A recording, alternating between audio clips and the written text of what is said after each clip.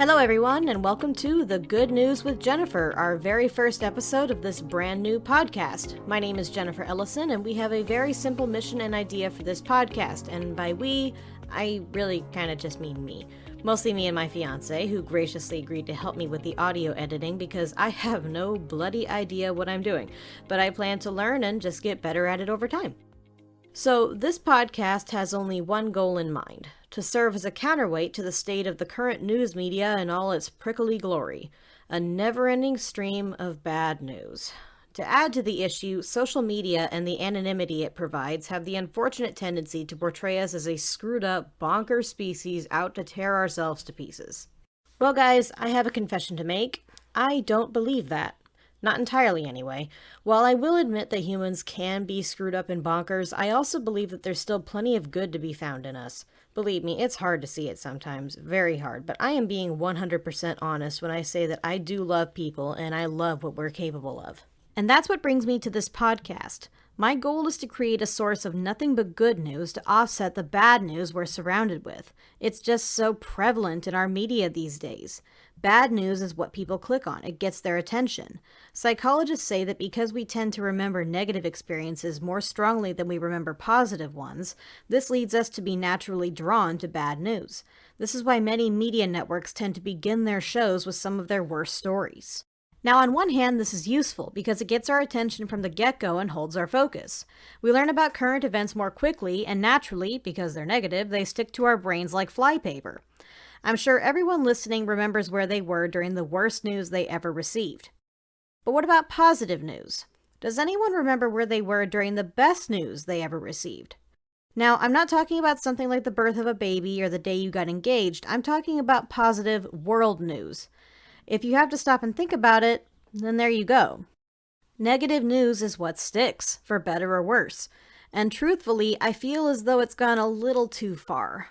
It seems to me that negative news stories vastly outnumber good news stories in today's media, and positive stories either wind up swept under the rug or else downplayed entirely. Now, bad news definitely has its place in media, and to an extent we do require it in order to stay informed. But that's not the focus of this show. In case you hadn't guessed from the name, this podcast is going to be all about good news. Morale is in very short supply right now as we emerge from the dark days of 2020 and as the pandemic slowly loosens its grip around us a little at a time. Enthusiasm and morale are at an all-time low as we struggle to piece ourselves back together. On top of that, the issues of war, climate change, and economical struggles are on everyone's mind, and it's hard to focus on the good parts of life, never mind the hope. And we need hope, people. And that's what I want to try to do. This podcast is going to be geared toward the good things happening around the world. Even if I only reach one or two people, I want to try to remind people that good things are still happening.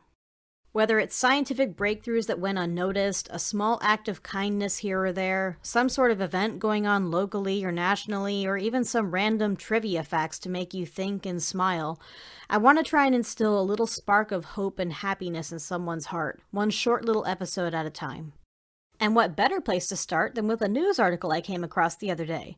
Back in 2012, at the Michael Anderson School in Avondale, Arizona, 84 third graders received the shocking and unbelievable news that once they graduated high school, each and every one of them was guaranteed a full-ride scholarship to college. Can you even imagine what hearing this is like as an adult? Never mind a small child? Now, some of you might say this is foolish, since these kids probably couldn't even comprehend such a boon at their age. But then again, you might be surprised. In the article, whose link I'll provide for those who wish to read it, one of those children comments her sheer excitement at the prospect, even as a child. She said, "It made everything more real. It changed the course of my life." Now, knowing what I was like as a kid, I definitely wouldn't have understood right then. It would have taken a few years at least, most likely. But now, as an adult who sorely wishes she could attend school, I can see what an amazing and valuable gift this truly is. Such a gift was made possible by a Hungarian chemist by the name of Ferenc E. Rostixi. In 2005, he launched the Rostixi Foundation as a means to assist scientists and students from Hungary by allowing them to come to the United States for a maximum of 1 year to study. In 2012, the foundation made its astounding promise to the third graders of Michael Anderson's school, and now it's happening once again. On Monday, April 25th, 2022, the entire third grade class of Bernard Black Elementary School in Phoenix, Arizona, gathered for an assembly in their school gymnasium. They were greeted by the Roosevelt School District Superintendent Quentin Boyce, who informed the 63 students that their college expenses were covered. Disbelief followed the announcement, and then was quickly followed by tears of joy as parents of the students realized the impact of his words.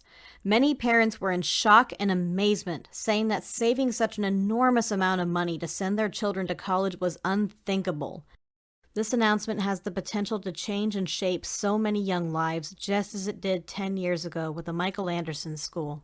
The Rosh-Dixie Foundation, in barely 17 years of existence, has done so much for the children of Arizona, ensuring that they'll get the education they need to succeed in life. It's always good to see kids get the sort of start they need that'll help them the most, and while some would argue that the kids won't understand the gravity of it, they'll have plenty of time to realize it between now and when they graduate. And many of them will make excellent use of this once-in-a-lifetime opportunity. The big thing is that both they and their families now no longer have to worry about the potentially crippling cost of higher education. These kids now have the freedom to pursue whatever they dream of being, completely debt-free.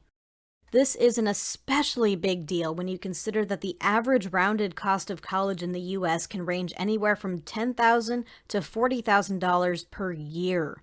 Again, these are rounded numbers, and even then, the cost can vary from state to state. It only makes one appreciate the story even more, and maybe even wonder what you'd do if placed in the same fortunate shoes as these lucky kids. So, on to another little facet of the podcast I'd like to introduce, the trivia section.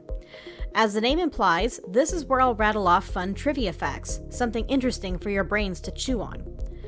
For instance, did you know that whales capture carbon? Whales are capable of accumulating vast amounts of carbon in their bodies throughout their lives. Individual large whales can take an average of about 33 tons of CO2 out of the atmosphere before they die. They then sink to the depths, locking that carbon away for centuries. Compare that to the average tree, which can only absorb around 48 pounds of carbon per year. Even more astounding, whale poop contains everything needed for tiny creatures called phytoplankton to survive and thrive immensely. In fact, phytoplankton produce nearly half of all the oxygen in our atmosphere.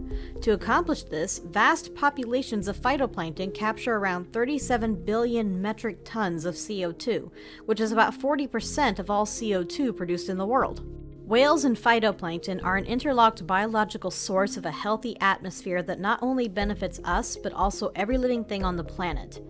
There's always been a good reason to protect whales, as we've begun to value them for themselves over the years compared to the resources they carry. But now we realize that living whales are potentially far more valuable to us than any dead whale. If there were good reasons to protect them before, there are now great reasons to continue doing so. Finally, our last segment of the day, which we refer to simply as something to look forward to. In this segment, we'll briefly highlight something coming up to keep an eye on in the near future. It might be an event, a new discovery in the world, an upcoming story, or even something simple, such as today's announcement.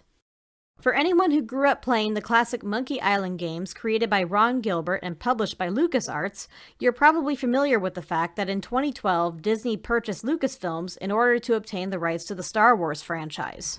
For several years, they appeared to show little interest in the Monkey Island series, and many fans believed that the series was now officially retired.